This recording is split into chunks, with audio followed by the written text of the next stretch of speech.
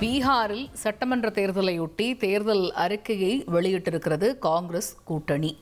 இது பற்றிய கூடுதல் விவரங்களை எமது செய்தியாளர் ரமேஷ் விவரிக்க கேட்போம். ரமேஷ், வணக்கம். பீகாரில் தேர்தல் அறிக்கையை காங்கிரஸ் கூட்டணி வெளியிட்டிருக்கிறது என்று அறிகிறோம். இந்த தேர்தல் அறிக்கையில் இடம்பெற்றிருக்கக்கூடிய முக்கிய அம்சங்கள் என்ன? பீகார் சட்டப்பேரவைக்கு நவம்பர் 6 மற்றும் 11 ஆகிய தேதிகளில் 2 கட்டங்களாக தேர்தல் நடைபெற உள்ளது. தேர்தலையொட்டி எதிர்க்கட்சிகளின் மகா கத்பந்தன் கூட்டணியின் சார்பில் தேர்தல் அறிக்கை வெளியிடப்பட்டிருக்கிறது.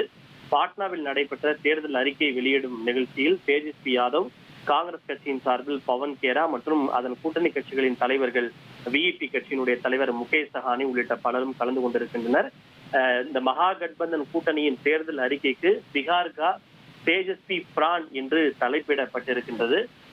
குறிப்பாக பீகார் மாநிலத்தில் இருக்கக்கூடிய அனைத்து குடும்பத்திற்கு தலா ஒருவருக்கு அரசு வேலை வாய்ப்பு வழங்கப்படும் என்று தேஜஸ்வி யாதவ் ஏற்கனவே வாக்குறுதி அளித்திருந்தார்.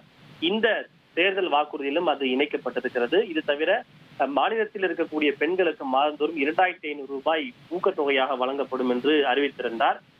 அதையும் இந்த தேர்தல் அறிக்கையிலே வெளியிடப்பட்டிருக்கிறது. தொடர்ச்சியாக பல்வேறு முக்கியமான வாக்குறுதிகளும் அளிக்கப்பட்டிருக்கின்றன.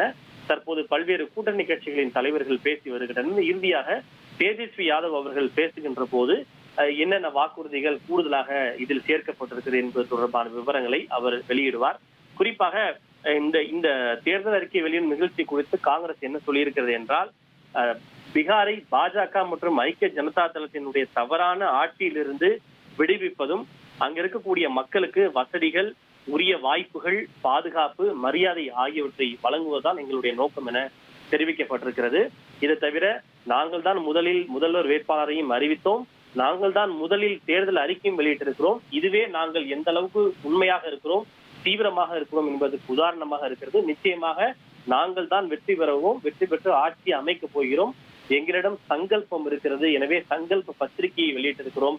பாஜகவிடம் அப்படி எந்த விதமான சங்கல்பம், அதாவது எந்த விதமான உறுதியும் அவர்களிடம் இல்லை. எனவே அவர்கள் வாக்குறுதி இந்த தேர்தல் அறிக்கையை வெளியிடவில்லை என்று எதிர்க்கட்சிகள் குற்றச்சாட்டுகளை முன்வைத்திருக்கின்றன. தகவல்களுக்கு நன்றி ரமேஷ். உங்கள் தந்தி ஒன் தொலைக்காட்சியில் அண்ணாமலை தினமும் மதியம் 12 மணிக்கு காண தவறாதீர்கள்.